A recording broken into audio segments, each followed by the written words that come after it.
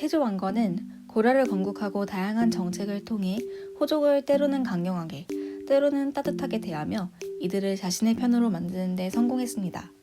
특히 왕건은 29명의 부인, 34명의 자식을 둘 만큼 호족과의 혼인을 적극적으로 추진해 그들과 가족관계를 형성했었죠. 강력한 힘과 카리스마를 가진 왕건이 통치를 할 때에는 여러 호족들의 힘이 왕권과 균형을 이루며 평화롭게 공존할 수 있었을 겁니다. 하지만 왕건이 죽고 난 후에는 어떻게 되었을까요? 상황은 결코 낙관적이지 않았습니다. 왕건과 혼인관계로 얽힌 수많은 호족과 그 친척들이 왕위를 호시탐탐 노리기 시작했고 심지어 반란이 일어나기도 합니다. 사진은 왕규라는 인물이 왕건 다음 즉위한 해종 때 반란을 일으켰다가 잡혀가는 모습을 보여주고 있죠. 이렇듯 왕건이 죽고 난 후 왕실의 가장 큰 숙제는 왕권을 강화함으로써 통치를 안정화하는 일이었습니다. 그럼 어떻게 이 과업을 달성할 수 있었는지 고려 4대 임금 광종의 이야기부터 살펴보러 가볼까요? 신문학 때에도 배워서 알겠지만 왕권을 강화하는 방법은 두 가지가 있습니다.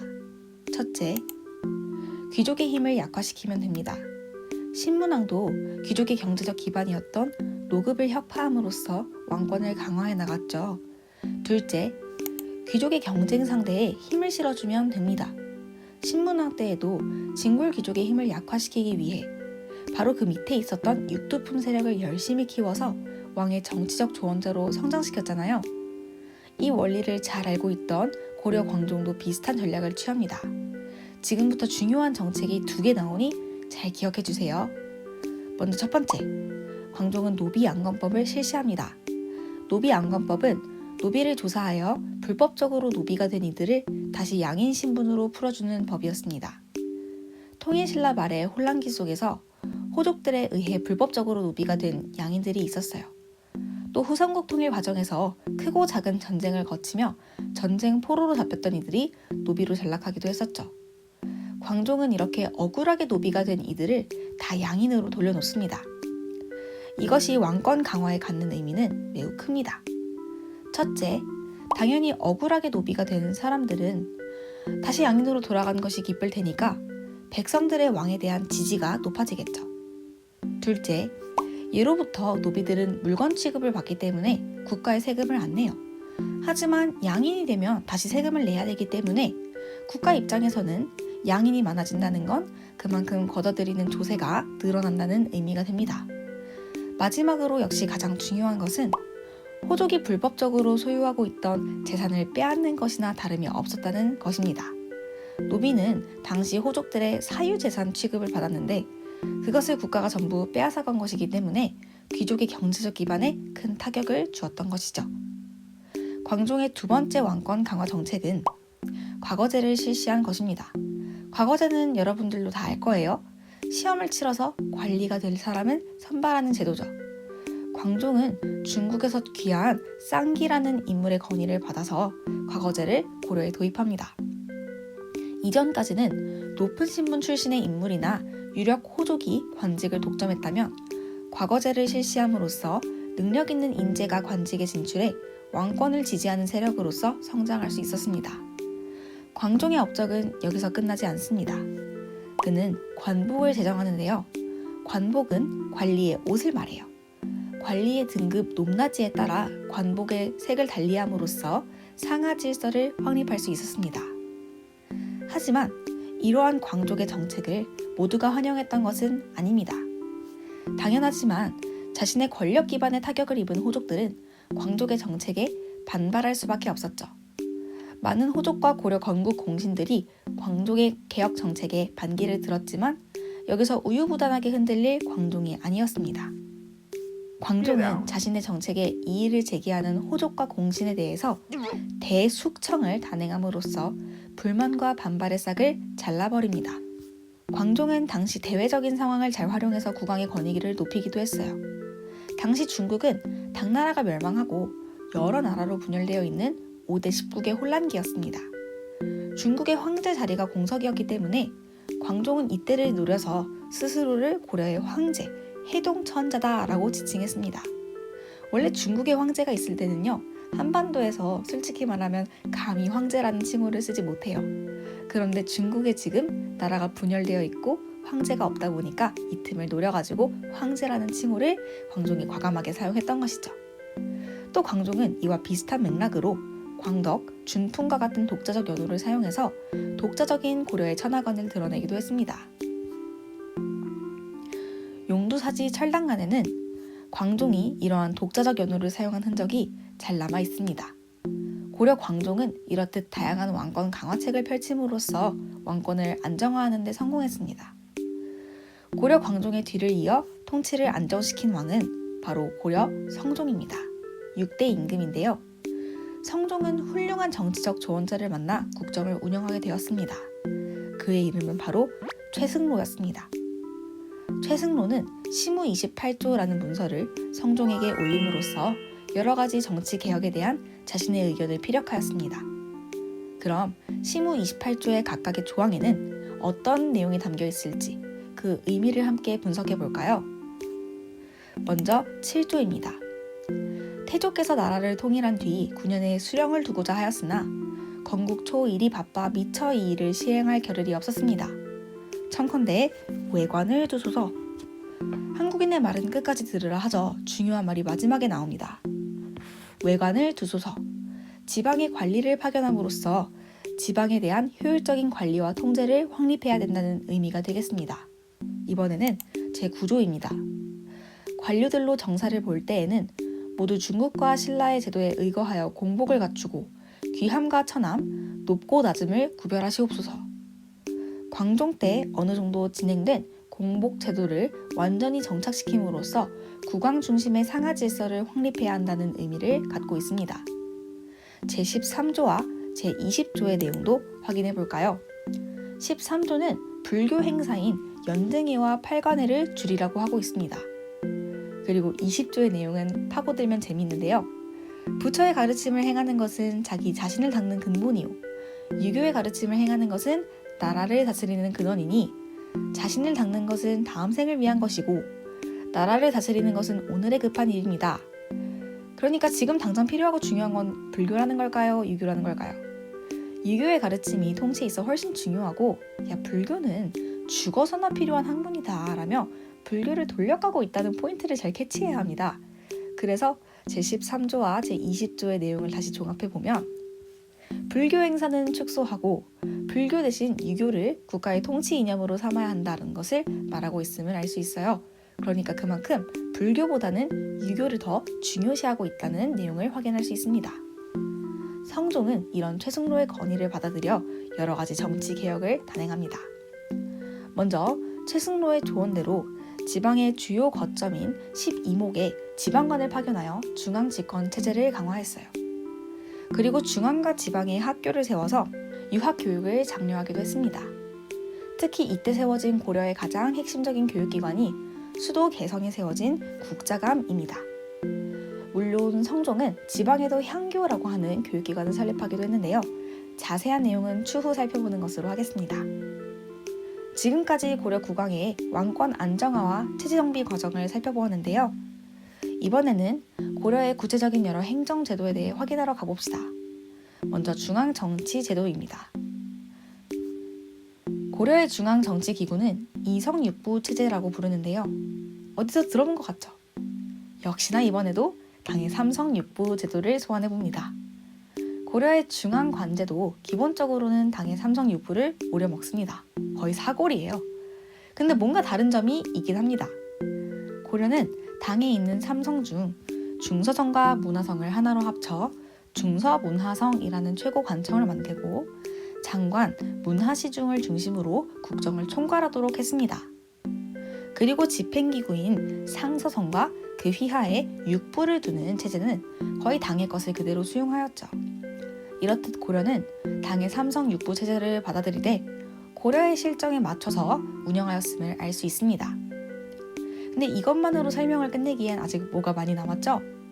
고려는 당의 관제뿐 아니라 송의 관제도 많이 참고를 합니다.